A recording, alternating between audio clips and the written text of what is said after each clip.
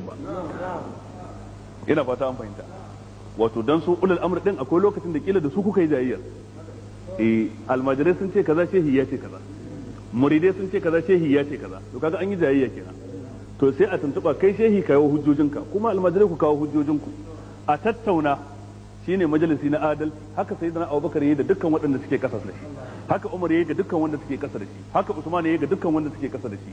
Kasancewar kai ne babba kafi sauran shekaru da ilimi baya nuna cewa maganar ka ta zama tamfar yankan wuka idan kai ta riga ta kare.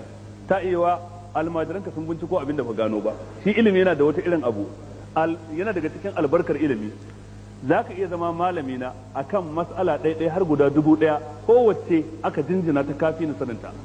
Amma sai Allah ya fifita ni da sanin wata mas'ala ɗaya kuma kai baka santa ba. A nan gurin kuma ni ne malamin ka akai. Shi yasa muhaddisuna na da babban malami sai ga yayo riwaya wajen almajiransa.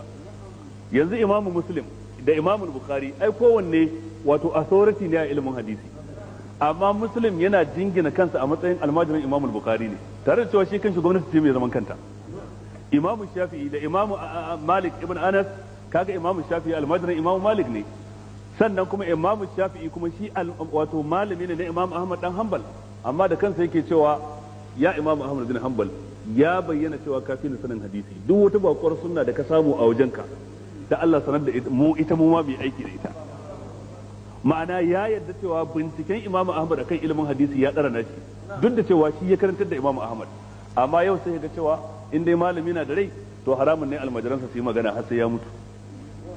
Kowa sai dai ya shiru ka annama ala ru'usihim at-tayru, kar wanda yace komai, kuma idan malamin duk abin da ya ga dama ya faɗa kar a yi masa musu. To wallahi wannan shi ya kawo ci bayan addini a cikin kasar mu. Sai malamai suke abin da suka ga dama ba a yi musu musu ba, kuma sun yi shekara 20-30 ba a yi musu musu, ha kawai sai Allah ya kawo wani canji, aka kawo wanda za su yi musu musu. To shi yasa ba sa jin daɗi, abin na kona musu rai. Yaya sun saba faɗa shekara 40 kowa ya yadda, sarki ya yadda, hakimi ya yadda, gwamna ya yadda, amma yanzu waɗansu yara ba sarakuna ba gwamnoni ba tiyamomi na local government ba kawai mu faɗa abu sai ba haka ba, abin na kona musu rai. To amma sun manta da tun farko sun ba da wannan tarbiyyar da sun huta.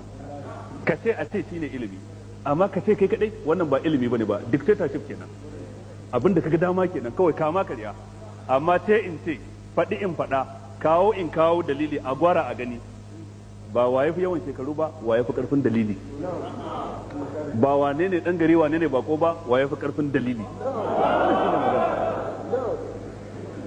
Dan gari da baya da rumfa a kasuwa me yan garancinsa. Ina fata an fahimta. Ya kyale baki sun kawo rumfa a kasuwa kuma ba sun fi shi garanci ba, su suke da ta cewa, shi kan baya da ta cewa. Dan saboda haka dan Allah manya-manyan malaman nan Allah ba su hakuri kan abin ba daɗi. Shekara 30 shekara 40 ba a maka musu, duk abin da ka faɗa abin da ka ga dama kenan, yanzu ha kawai a zo a yi maka musu, gaskiya ba daɗi kam. To amma dai ka yi hakuri. Sai mutum ya bi Allah ya bi manzon Allah shi ya huta. Fa in tanaza'tum fi shay'in farudduhu ila Allah war rasul in kuntum tu'minuna billahi wal yawmil akhir.